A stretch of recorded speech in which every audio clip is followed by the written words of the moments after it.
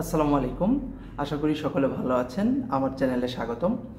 আজকের ভিডিওতে আমি আপনাদেরকে দেখাবো মালয়েশিয়াতে আপনারা কি ধরনের পার্কিং ফেস করতে পারেন। পেইড পার্কিং, ফ্রি পার্কিং, কোথাও বেড়াতে গেলে কি ধরনের পার্কিং ফেস করবেন সেই বিষয়গুলো নিয়ে বলে দেব। এবং এই ভিডিওর শেষে যে পার্কিংটি আমি দেখাবো সেটি আসলে খুব ট্রিকি।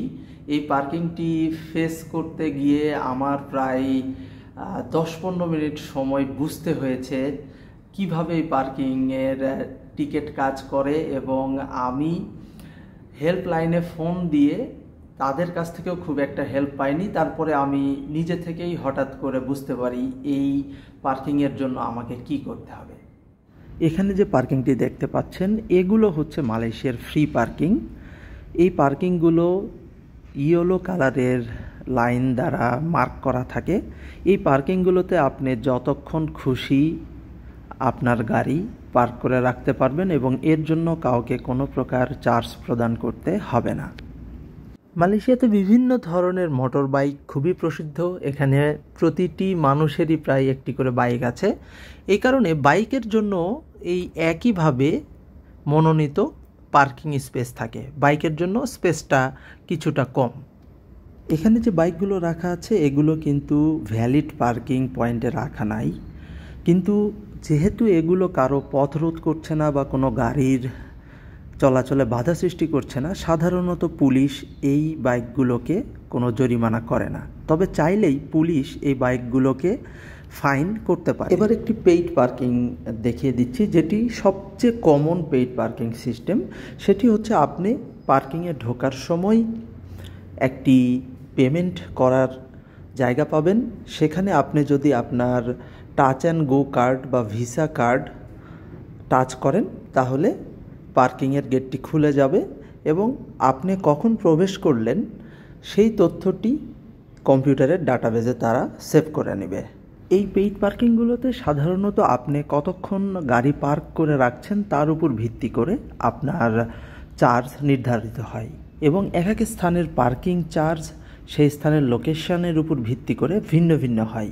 এরপর আপনি যখন বের হতে যাবেন আবারও আপনাকে পেমেন্ট অপশানের জায়গায় আপনার সেম কার্ডটিকে টাচ করতে হবে, এবং আপনি কার্ড টাচ করলে তারা পূর্বের ডাটাবেজের তথ্যের সাথে মিলিয়ে আপনার কতক্ষণ পার্কিংয়ের সময় হয়েছে তার ভিত্তিতে টাকা কেটে নেবে এবং গেটটি ওপেন হয়ে গেলে আপনি পার্কিং থেকে বের হয়ে আসতে পারবেন। এটি হচ্ছে সবচেয়ে কমন পেইড পার্কিং। এবার দেখিয়ে দিচ্ছি পেইড পার্কিংয়ের ক্যাটাগরি 2। এটি কিছু কিছু জায়গায় আপনারা পেতে পারেন। এই ধরনের এন্ট্রিতে আপনাকে কোনো জায়গায় কার্ড টাচ করতে হবে না। আপনি প্রবেশের সময় তাদের ক্যামেরার সামনে গাড়িটি কিছুটা স্লো করলে তারা ক্যামেরার মাধ্যমে আপনার গাড়ির নাম্বার প্লেট থেকে তথ্য সংগ্রহ করে নেবে এবং আপনি কখন প্রবেশ করলেন সেটি ডাটাবেজে তারা স্টোর করে নেবে।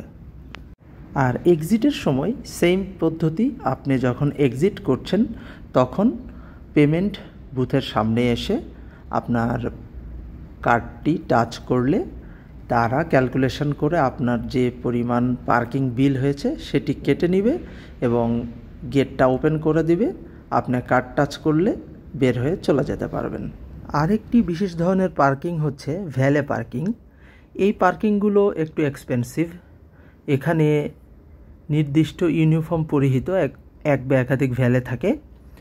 আপনি এই পার্কিংগুলোতে শুধু গাড়ি নিয়ে এসে ভ্যালেদের সামনে দাঁড়ালেই গাড়ি থেকে নেমে যাবেন এবং ভ্যালে আপনার গাড়িটি নির্দিষ্ট স্থানে পার্ক করবে। আপনার কাজ শেষে আবার ভ্যালের কাছে এসে জানালে সে আবার আপনার গাড়িটিকে এনে দিবে। চাইলে আপনি নিজেও পার্ক করতে পারেন। এই জন্য ভ্যালে পার্কিং একটু এক্সপেন্সিভ হয়। যে পার্কিংটি খুবই রেয়ার, কিছু কিছু জায়গায় পেতে পারেন। আমি আমার 2 বছরের মালয়েশিয়া জীবনে মাত্র একবার পেয়েছি। এই কারণেই সেখানে একটু হিমশিম খেতে হয়েছে, কারণ আমরা সাধারণত আগের 2টি পেইড পার্কিং নিয়েই অভ্যস্ত। তাই সেখানে যেও আমরা পেমেন্ট অপশান খুঁজছিলাম, বারবার কার্ড টাচ করার চেষ্টা করছিলাম, কিন্তু সেখানে আসলে পেমেন্টের অপশানটা পুরোপুরি ডিফারেন্ট। চলুন আমি ব্যাখ্যা করে দিচ্ছি এটা কিভাবে কাজ করে। এখানে কোনো পেমেন্ট অপশান পাবেন না, আপনাকে এই সুইচে প্রেস করতে হবে।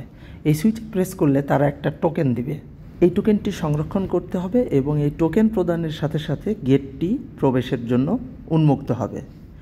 এই টোকেন নিয়ে আপনাকে তাদের পেমেন্ট অপশান খুঁজে বের করতে হবে।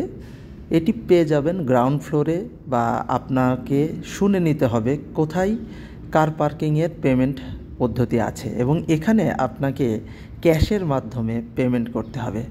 পেমেন্টের জন্য আপনাকে আবার এখানে টোকেনটি প্রবেশ করাতে হবে, এবং টোকেন প্রবেশ করালে আপনি কতক্ষণ পার্কিংয়ে রেখেছেন এবং আপনার চার্জ কত হয়েছে সেটি এখানে প্রদর্শন করবে, এবং সেই পরিমাণ অর্থ আপনি এই মেশিনে প্রবেশ করাবেন।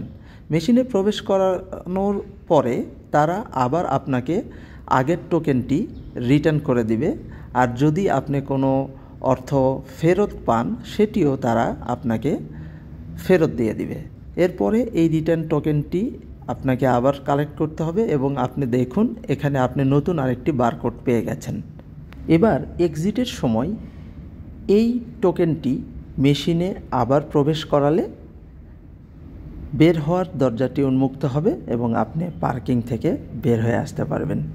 কিছু কিছু জায়গায় আপনি রিজার্ভ পার্কিং দেখতে পাবেন।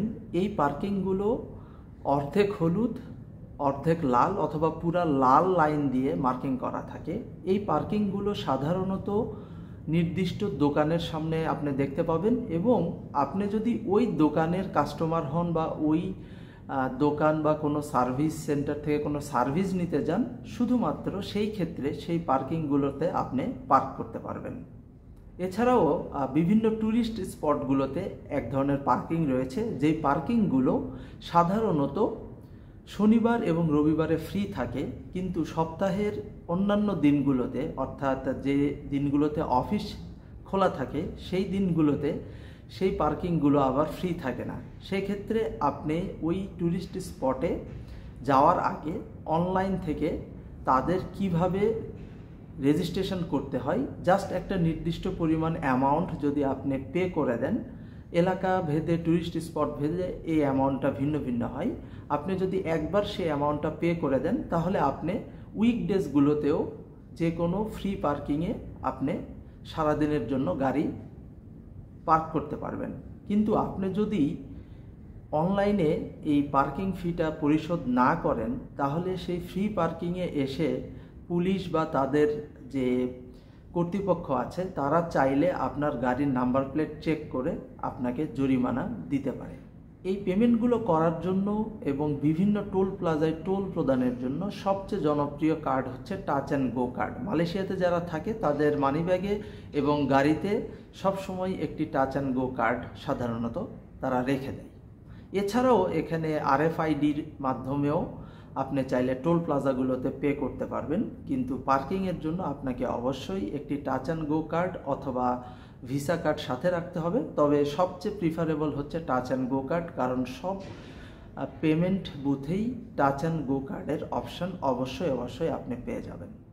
ভিডিওটি যদি আপনাদের ভালো লেগে থাকে তাহলে অবশ্যই আমার চ্যানেলটি সাবস্ক্রাইব করবেন এবং বেল আইকন প্রেস করে রাখবেন। মালয়েশিয়া সংক্রান্ত এবং বিভিন্ন বিষয়ে এরকম ইনফরমেটিভ ভিডিও আপনি আমার চ্যানেলে নিয়মিত পেয়ে যাবেন। দেখা হবে পরবর্তী কোনো ভিডিওতে। আসসালামু আলাইকুম।